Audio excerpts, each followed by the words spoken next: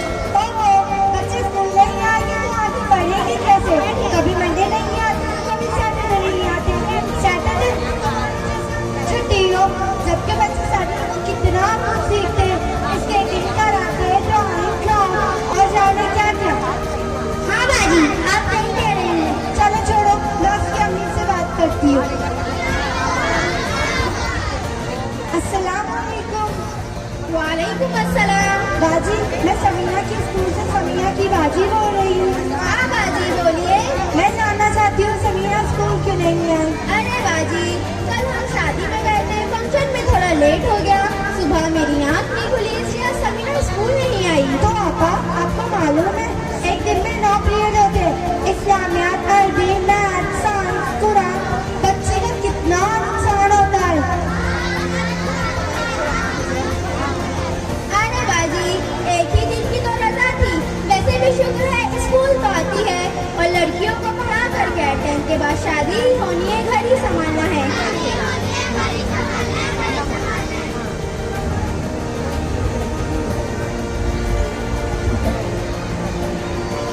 छोटे नवाब, अगर यही हाल रहा तो हमारे रखना था अपनी उम्र को देखने का, वो पूरा कैसे होगा?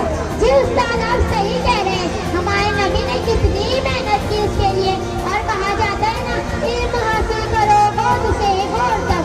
और तो और कुरान में भी ये कहा गया है, जानने वाला और ना जानने वाला मतलब एजुकेटेड और अनएजुकेटेड कभी बराबर नहीं होते। उस्ताद, प्रॉब्लम्स तो और भी आप देखना चाहेंगे? क्यों नहीं, चलिए।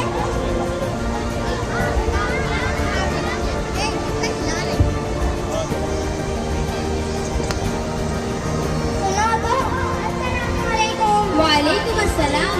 आप क्या स्कूल क्यों नहीं आई और मदरसा भी नहीं आई? हाँ तो कैसे जाऊँ, रोज रोज स्कूल और मदरसे, घर के काम भी तो संभालने होते हैं।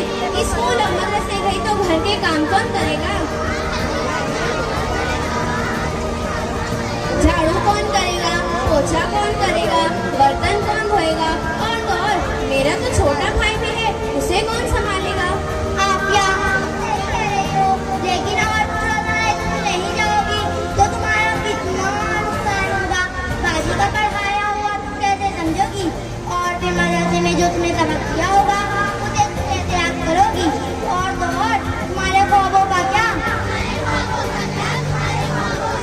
अच्छा ठीक है, मैं भी जाती हूँ, मुझे देर हो रही है, लेकिन इस बारे में अम्मी से जरूर बात करूंगी।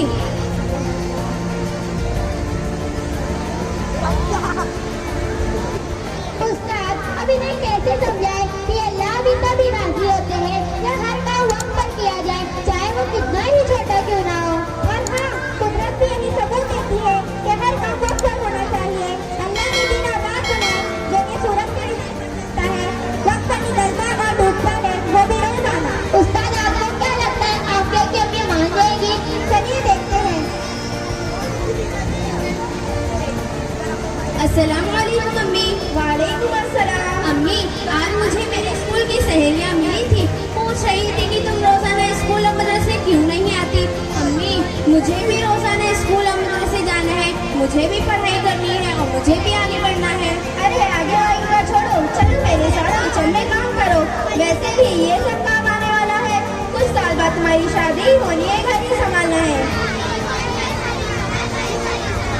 अम्मी, मैं रोजाना स्कूल और मदरसे भी जाया करूंगी और किचन के काम भी करूंगी, लेकिन अम्मी मेरे ख्वाबों का क्या? अच्छा ठीक है, इस बारे में हम बाद में सोचेंगे, अभी काम करो।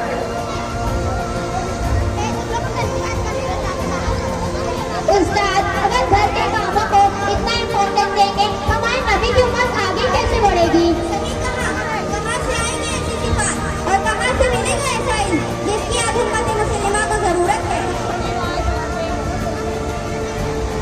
कहाँ से मिलेगी इस्लामी अब्दुल्ला जो पहली मुस्लिम शहजाद थी, और कहाँ से मिलेगी फातिमा अल-फहरी जिन्होंने दुनिया की पहली यूनिवर्सिटी बना ली? उस्ताद, ये बात तो मुझे पता ही नहीं थी कि हमारी मुस्लिम लड़कियां इतना कुछ कर सकती है, लेकिन इस मसले का क्या? कौन सा मसला? चलिए दिखाता हूँ। चलिए।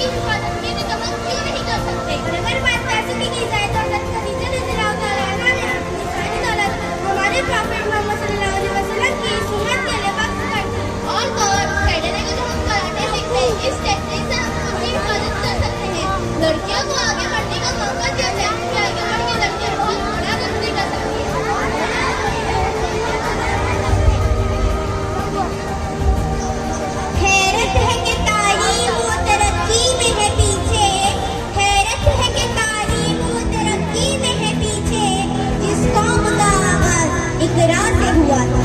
शुक्रिया।